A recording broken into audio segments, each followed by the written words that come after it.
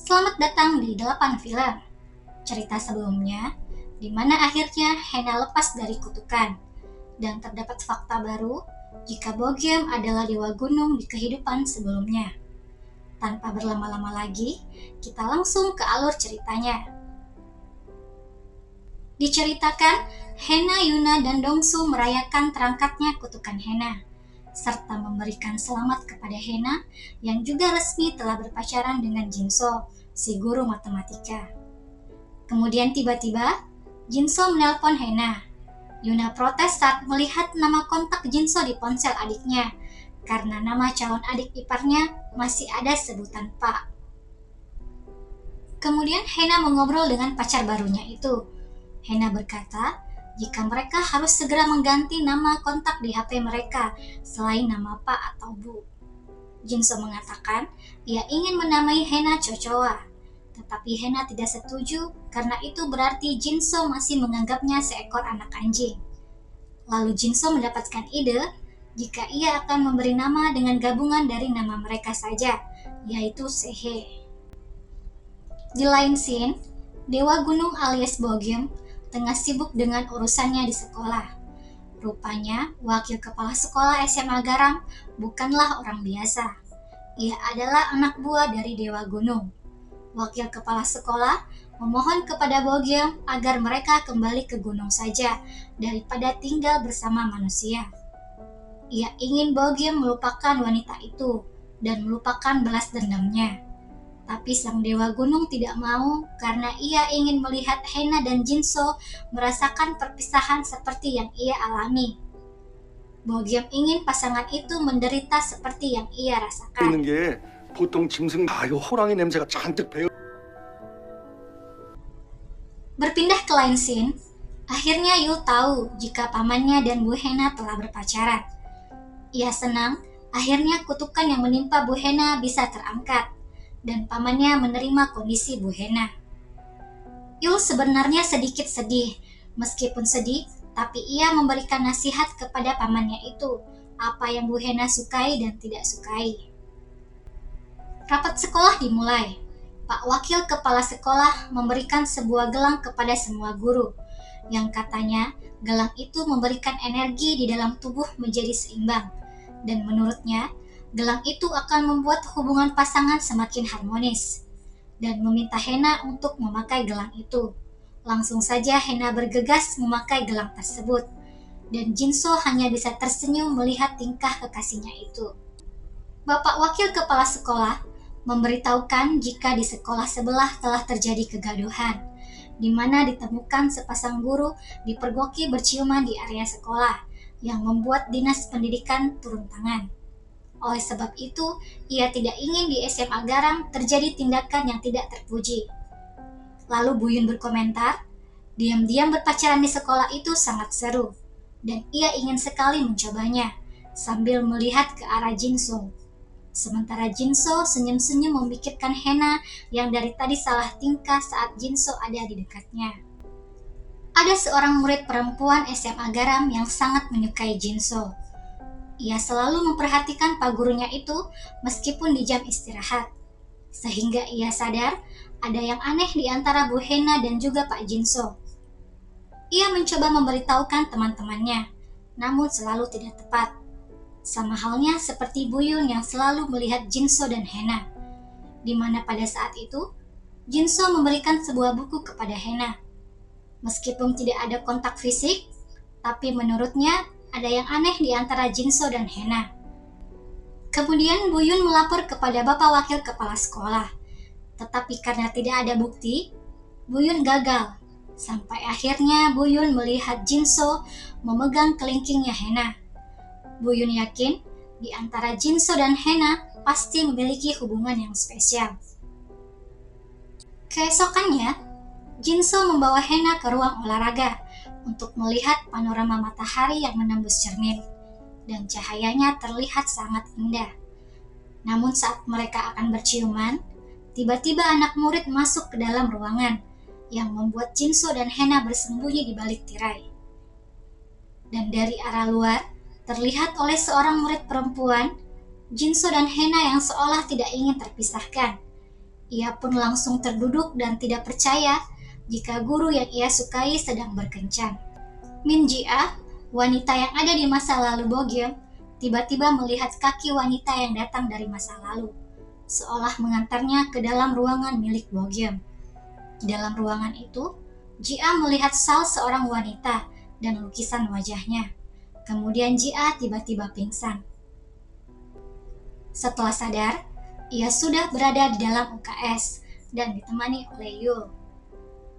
Yul yang menaruh garam di bawah tempat tidur Jia dan juga melemparinya garam karena mengira Jia sedang kerasukan. Walau terlihat aneh dan konyol, sebenarnya Yul cukup khawatir dengan kondisi teman sekelasnya itu, karena meskipun Jia seorang cenayang, tetap saja ia juga bisa kerasukan. 자, 귀신님, 저기 희망, 썩 물러가라!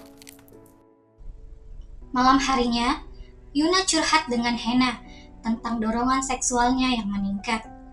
Malam ini, saat Hena tidak ada di rumah, Yuna ingin mencoba mendekati Dongsu, karena sebelumnya entah mengapa ia pernah mau mencium Dongsu. Untuk memastikan perasaannya, maka Yuna ingin mencoba mencium Dongsu kembali. 언니 미쳤어? 뭐냐고. 우태기 입술. Sementara itu, Hena pun berkencan dengan Jinso. Mendengar kata-kata dari kakaknya tentang dorongan seksual, Hena pun jadi negative thinking. Ia selalu berpikir Jinso menggodanya, padahal Jinso hanya bersikap biasa.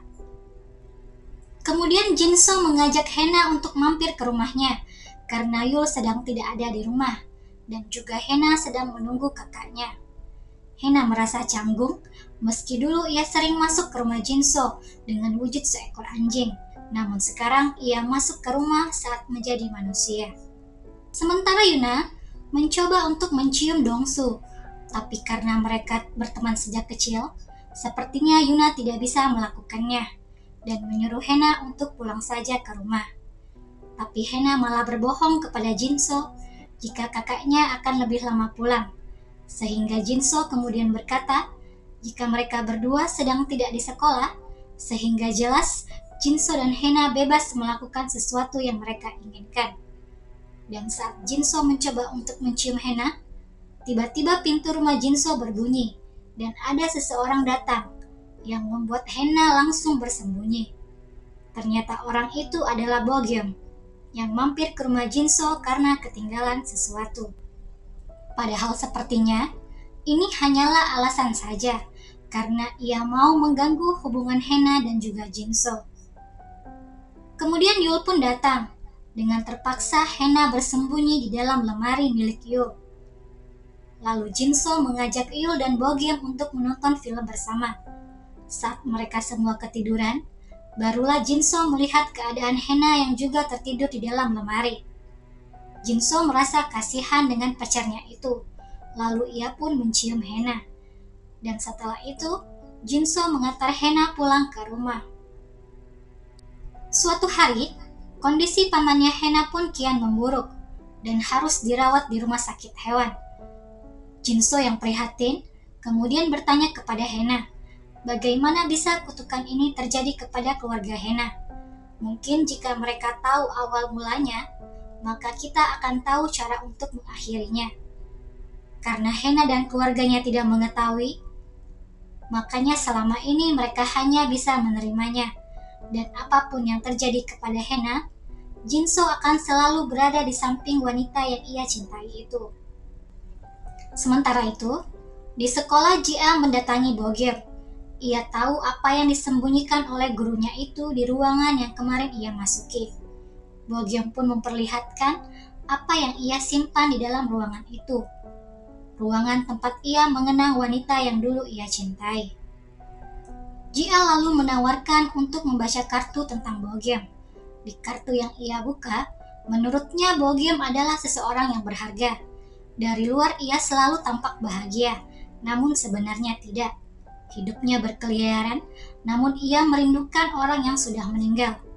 Itulah sebabnya mengapa sang dewa gunung itu pergi dari rumahnya, karena wanita yang ia sukai meninggal di sana. Dan sekarang Bogyeom hidup tanpa tujuan. Namun sayang, Menurut ramalan Jia, wanita yang sudah meninggal itu tidak menginginkan Bogiem hidup seperti ini. Bogiem seolah tidak percaya apa yang dikatakan Jia. Semuanya benar adanya. Ia memang merindukan gadis kecil yang selalu berterima kasih kepadanya, dan ketika dewasa menjadi orang yang ia cintai. Namun semuanya berubah saat seseorang membuat mereka berdua terpisah. Seseorang yang memiliki gantungan kepala anjing inilah orangnya. Rupanya Bogiem mencuri gantungan kunci milik Jinso.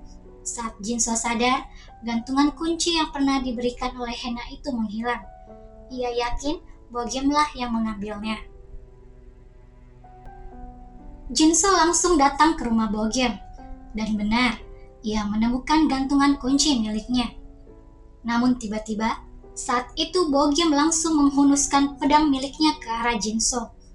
Kemudian diperlihatkan kilasan pada masa lalu, seseorang mirip dengan Jinso menghunuskan pedang ke arah wanita yang mirip dengan Min Jia di tepi jurang.